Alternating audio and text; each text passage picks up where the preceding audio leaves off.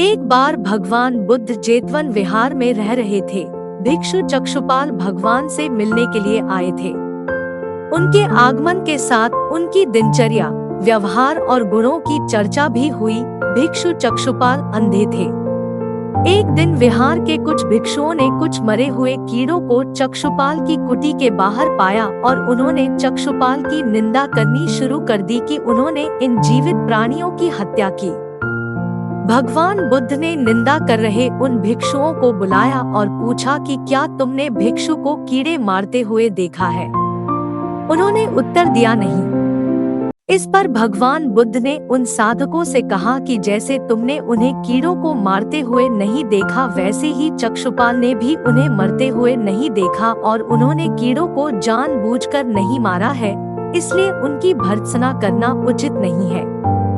भिक्षुओं ने इसके बाद पूछा कि चक्षुपाल अंधे क्यों हैं? उन्होंने इस जन्म में अथवा पिछले जन्म में क्या पाप किए?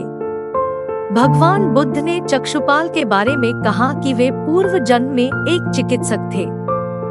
एक अंधी स्त्री ने उनसे वादा किया था कि यदि वे उसकी आंखें ठीक कर देंगे तो वह और उसका परिवार उनके दास बन जाएंगे। स्त्री की आंखें ठीक हो गई, पर उसने दासी बनने के भय से यह मानने से इनकार कर दिया। चिकित्सक को तो पता था कि उस स्त्री की आंखें ठीक हो गई है, वह झूठ बोल रही है। उसे सबक सिखाने के लिए या बदला लेने के लिए चक्षुपाल ने दूसरी दवा दी। उस दवा से महिला फिर अंधी हो गई। वह कितना ही रोई पीटी, लेकिन चक्षुपाल जरा भी नहीं पसीजा। इस पाप के फलस्वरूप अगले जन्म में चिकित्सक को अंधा बनना पड़ा।